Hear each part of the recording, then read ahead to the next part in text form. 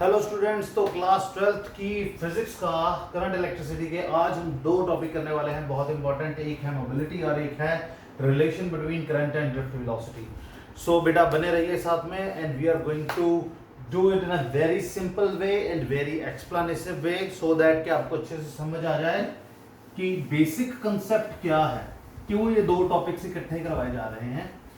सो बेटा सबसे इंपॉर्टेंट चीज जो इसके अंदर मैं आपको बताऊंगा ना, सबसे पहले वो है कि हमने लास्ट टॉपिक किया था ड्रिफ्ट वेलोसिटी।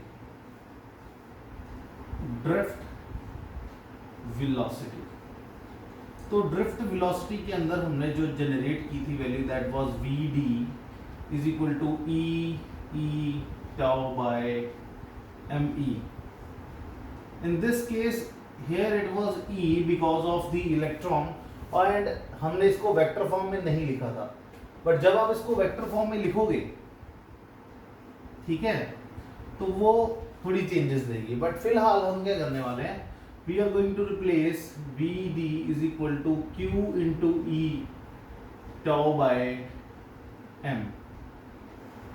वो इसलिए because general formula of drift velocity is this, where q represents your charge considered, e is the electric field, tau is the average relaxation time, and m is the mass of the charge taken. So basically बेटा जो अब topic करने वाले हैं वो है mobility. जैसे कि नाम से ही पता है, जैसा नाम वैसा काम, मोबिलिटी। मोबिलिटी का मतलब है कि कोई भी जो हमारे पास कंडक्टर है उसके अंदर जो इलेक्ट्रॉन्स हैं वो कितने मूवेबल हैं, वो कितनी इजीली मूव कर सकते हैं, तो वो किस चीज पे डिपेंडेंट है। सो बेसिकली बेटा हम ये देखेंगे, इसका जस्ट एक छोटा सा फार्मूला होता है, वो फार्मूला मैं आपके सामने यहाँ पे लिखने वाला हूँ कि mobility is represented bye a symbol mu, और इसका फार्मूला होता है ड्रिफ्ट वेलोसिटी,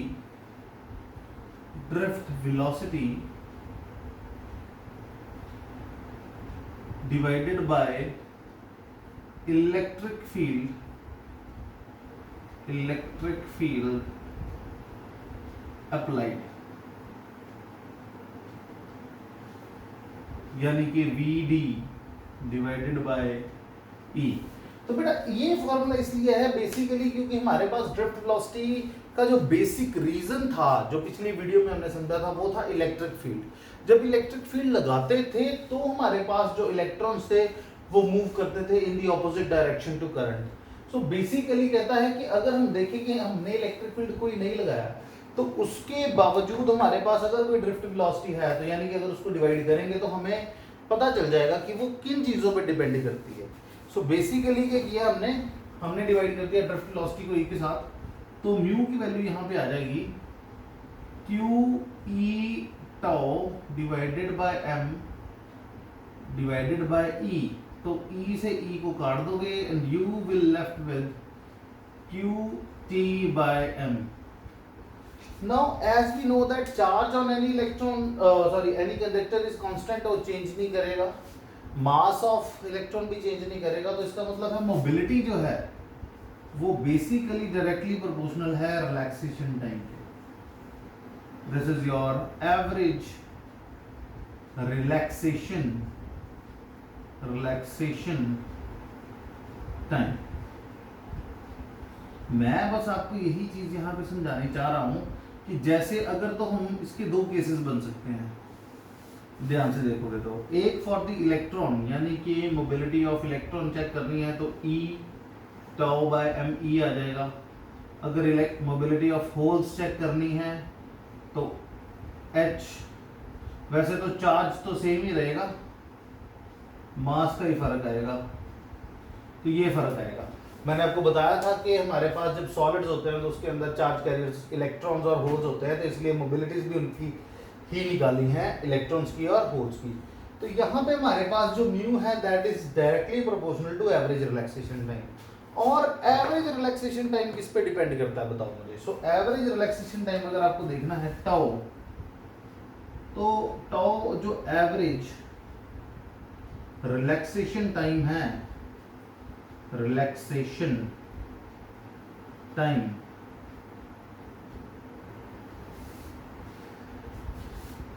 decreases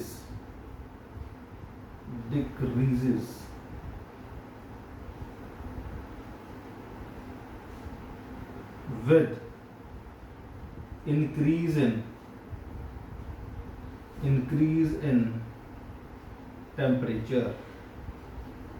तो बेटा ये बहुत ही इंपॉर्टेंट चीज जो मैंने यहाँ पे लिख दी है, ये बहुत ही कम लोगों को पता है, बट आपको आज के बाद पता चल गया कि एवरेज रिलैक्सेशन टाइम जो है वो डिक्रीज करता है with the increase in temperature. वो कैसे, अब सोचो। बेसिकली अगर मैं आपको बताऊं कि अगर बात करूं मैं इसकी रिलैक्सेशन टाइम की, तो रिलैक्सेशन टाइम क्या होता है कि जब एक इलेक्ट्रॉन दूसरे इलेक्ट्रॉन से बचता है, फिर उसके बाद वो इलेक्ट्रॉन आगे बचता है, तो जिस रास्ते में उनकी किसी के साथ टक्कर नहीं होती है उस टाइम को हम बोलते हैं रिलैक्सेशन टाइम। और अगर हम यहाँ पे जो टेम्परेचर है अपना बढ़ाते हैं, तो टेम्परेचर बढ़ाने से इलेक्ट्रॉन्स की स्पीड बढ़ेगी, तो स्पीड बढ़ने से हमारे पास वो जो टाइम था वो कम ही होगा। सो इसलिए average relaxation time will decrease with increase in temperature, and with the relation of this mobility जो है वो भी क्या कर जाएगी, डिक्रीज। सो मोबिलिटी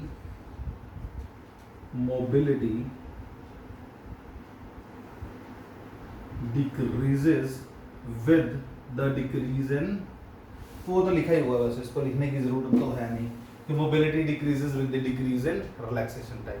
सो बेटा ये था हमारे कंडक्टर के केसेस। तो इसके बाद हम जो टॉपिक करने वाले हैं that is our relation between current and drift velocity. उसको बेटा बहुत ध्यान से देखना आप, वो बहुत ही इंपॉर्टेंट हमारा टॉपिक है, और उसके साथ जो रिलेटिव टॉपिक्स हैं वो भी बहुत इंपॉर्टेंट है। वो टॉपिक बहुत ही जगह पे बेटा काम होने वाला है, इसलिए उसको अच्छे से देखना। अब है relation between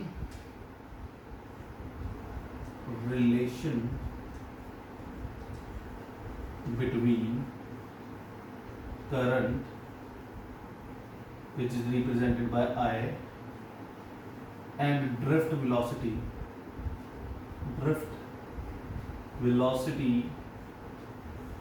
which is represented by Vd। सो बेटा सबसे पहले तो आप एक कंडक्टर सपोज करो जो कि एक सिलेंड्रिकल शेप में है। थोड़ा सा इसको अच्छा बना देते हैं because we are going to use it many times, so इसलिए इसको अच्छा बनाना बहुत जरूरी है।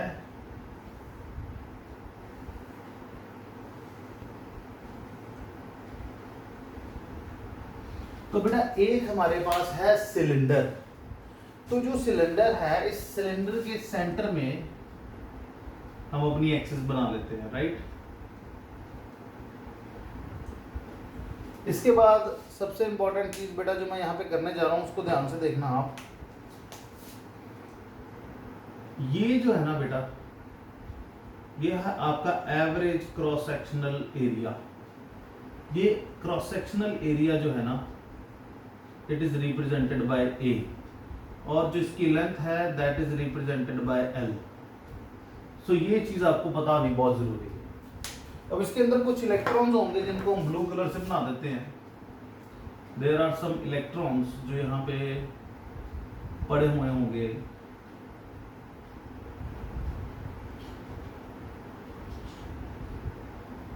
सो इनको यहाँ पे बना देते हैं थोड़े से फ्री इलेक्ट्रॉन्स। सो बेटा बेसिकली अब क्या होगा कि सबसे पहले तो यहाँ पे लिखोगे कंसिडर, ग्रीन पेन से लिखिएगा,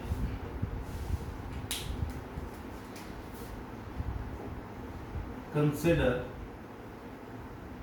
a conductor of length L and cross sectional area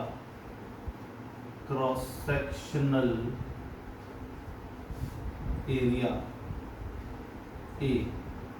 तो बेटा अगर लेंथ L है, एरिया A है, तो वॉल्यूम किसके बराबर हो गया? Volume will be equal to L into A which is LA। So बेटा इसको बहुत ही ध्यान से समझना, बहुत ही इंटरेस्टिंग टॉपिक है कि हमें वॉल्यूम मिल गया है। तो यहाँ पे एक क्वांटिटी बेटा मैं इंट्रोड्यूस करने वाला हूँ जो पूरी इलेक्ट्रिसिटी में ऐसे चलेगी, जो कि है आपका स्मॉल है। It is called as number of electrons per unit volume, और इसको हम बोल देते हैं हमारी electron density.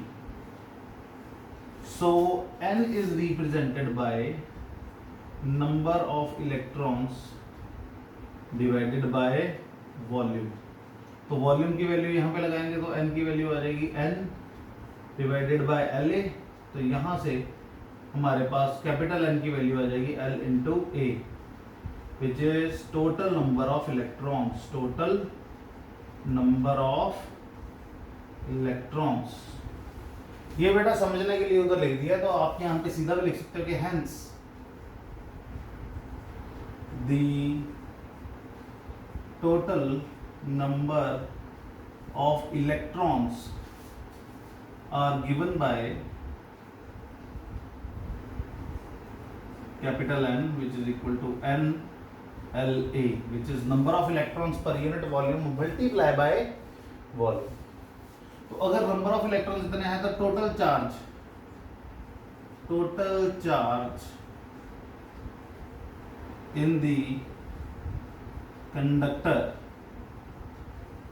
will be equal to minus E into NLA, because charge on one electron is minus C। ठीक है, so total charge in the conductor, ठीक है, वो किसके बराबर रहेगा, माइनस E NLA, और इसको रिप्रेजेंट कर देते हैं हम Q के साथ।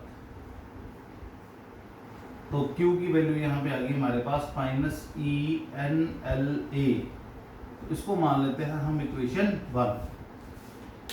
तो फिलहाल के लिए इसको इग्नोर कर देते हैं।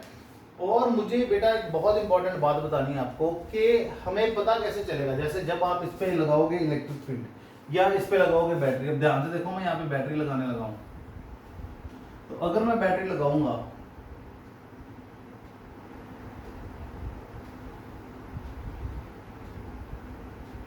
तो ध्यान से देखो इलेक्ट्रिक फील्ड कैसे लगेगा, करंट कैसे मूव करेगा। करंट यहां से आया, यहां पे गया और यहां से निकल आएगा। तो इलेक्ट्रिक फील्ड इधर को लग रहा है, तो जो इलेक्ट्रॉन्स हैं वो नेगेटिव से रिपेल करेंगे और पॉजिटिव की तरफ जाएंगे, तो उन सब की डायरेक्शन हो जाएगी इधर वाली साइड। सो ये होगी direction of electrons from negative to positive. तो बेसिकली अगर मैं चाहता हूं कि ये सारे इलेक्ट्रॉन्स यहां से बाहर निकल जाए, तो उन्हें ये लेंथ कवर करनी पड़ेगी, और इसको डिसाइड कौन करेगा, लास्ट इलेक्ट्रॉन। जब ये लास्ट इलेक्ट्रॉन यहां से निकल जाएगा, तो इसका मतलब है इस लेंथ के अंदर जितने इलेक्ट्रॉन्स कंसीडर किए थे, इसके बाद कितने आए हैं वहां से, वो उसके साथ हमें कोई लेना देना नहीं है। बट हमने जितने यहाँ पे total number of electrons calculate किए थे, वो निकल जाएंगे इतनी लेंथ कवर करके। वो कौन बताएगा, ये लास्ट इलेक्ट्रॉन। इसका मतलब है कि total length covered by the electrons is L। So L length cover करने के बाद हमारे पास सारे के सारे इलेक्ट्रॉन्स जो है वो यहां से बाहर आ जाएंगे, और विद द वेलोसिटी। अब सबसे इंपॉर्टेंट चीज है, कंडक्टर है तो इसके अंदर क्या लगेगी, ड्रिफ्ट वेलोसिटी, जो हमने ऑलरेडी कैलकुलेट की हुई है। सो टाइम कैलकुलेट करना है, time to move electrons by length L of the conductor। तो सबसे इंपॉर्टेंट चीज है कि जो टाइम है t, that is given by displacement upon velocity. जहां पे L थी, जो लेंथ इसने कवर की, that was taken as displacement. और कौन सी वेलोसिटी के साथ जा रहे थे इलेक्ट्रॉन्स, हमेशा ड्रिफ्ट वेलोसिटी के साथ जाते हैं, तो it is your drift velocity. तो यानी कि ये जो एक डब्बा बना है यहाँ पे, इसको हम मान लेंगे अपनी इक्वेशन 2। तो बेटा देखो, यहाँ पे आ गया आपके पास चार्ज ऑन कंडक्टर, यहाँ पे आ गया टाइम कि ये सारा चार्ज निकलने में कितना टाइम लगेगा। And as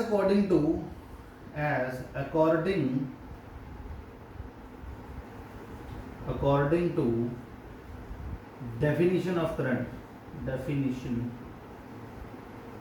of current I is equal to Q upon T। तो फ्रॉम इक्वेशन 1 एंड 2 हम वैल्यू लगाएंगे, Q की वैल्यू ये लगा देंगे, आ जाएगी minus E N L A divided by L divided by V D. तो एल से एल कैंसिल हो जाएगा, वी डी ऊपर आ जाएगा, तो आई की वैल्यू यहाँ पे आ जाएगी minus E N A V D. तो ये जो बेटा यहाँ पे हमारे पास करंट की वैल्यू आई है, this is the relation between current and drift velocity. और यहाँ पे सबसे इंपॉर्टेंट चीज जो निकल के आ रही है कि ये नेगेटिव साइन यहाँ पे क्या रिप्रेजेंट कर रहा है बेटा, ये नेगेटिव साइन रिप्रेजेंट कर रहा है कि अगर करंट इधर को जा रहा है तो इलेक्ट्रॉन हमेशा करंट के ऑपोजिट ही जाएगा। ये बात बहुत इंपॉर्टेंट है कि electron will always be in the motion opposite to the current, because current बेटा हमने हमेशा कंसीडर किया it moves from positive to negative and electron moves from negative to positive. तो यहाँ पे लिख देते हैं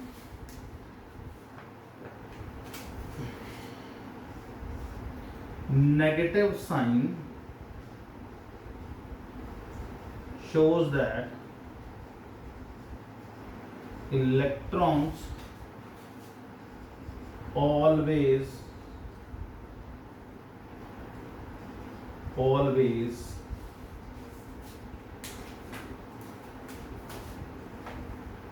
moves in opposite direction of current I। ठीक है बेटा, सो this is the relation between current and drift velocity. अगर आप इसको मैग्नीट्यूड में देखो तो मैग्नीट्यूड में ज्यादातर हमारे पास I is equal to N E A V D, यही फार्मूला चलता है, नेगेटिव साइन हट जाता है, थोड़ा सा मैंने n को आगे कर दिया, e को पीछे कर दिया, बस बाकी सब सेम है। So this is the value of relation between current and drift velocity in magnitude. So बेटा ये समझना बहुत जरूरी है, डिपेंडेंस के क्वेश्चंस बहुत आते हैं कि अगर ड्रिफ्ट वेलोसिटी बढ़ेगी तो करंट को क्या इफेक्ट पड़ेगा, तो बट नेचुरल है बढ़ेगा। देखो जितना स्ट्रॉन्ग करंट होगा उतनी ही रिपल्शन वो जो है उनको इलेक्ट्रॉन्स को मिलेगी, तो वो उतनी ही स्पीड से उल्टा जाएंगे। एरिया बढ़ाने से क्या होगा, चार्जेस बढ़ाने से क्या होगा। अब देखो n इंटू ई हमारे पास टोटल चार्ज ही तो देते हैं। जब फिजिक्स का फर्स्ट लेक्चर लगा था तो मैंने आपको बताया था कि जो चार्ज टोटल कंडक्टर पे होता है that is always given by n into E. तो देखिए सारी चीजें जो हैं वो फेमिलियर है। अब यहाँ पे n डिपेंड करता है, स्मॉल n क्या डिपेंड करता है, number of electrons per unit volume, e depend करता है charge of electrons, a depend करता है क्रॉस सेक्शनल एरिया, ठीक है, और Vd है हमारी ड्रिफ्ट वेलोसिटी और I करंट है। तो सारा कुछ यहाँ पे एक्सप्लेन है। सो इसी तरीके से बेटा आपने पेपर में भी एक्सप्लेन करना। और सबसे इंपॉर्टेंट चीज है बेटा, कोई भी आर्टिकल देखो मेरा तो पूरी वीडियो देखा करो, सो दैट कि मैंने एंड पे बहुत अच्छे अच्छे कंसेप्ट इस पे बताए होते हैं। So till then be safe, be at home. और बेटा सबसे इंपॉर्टेंट चीज ये है कि पढ़ाई अपनी कंटिन्यू रखो, ठीक है, और बिल्कुल भी टाइम वेस्ट नहीं करना। Thank you very much.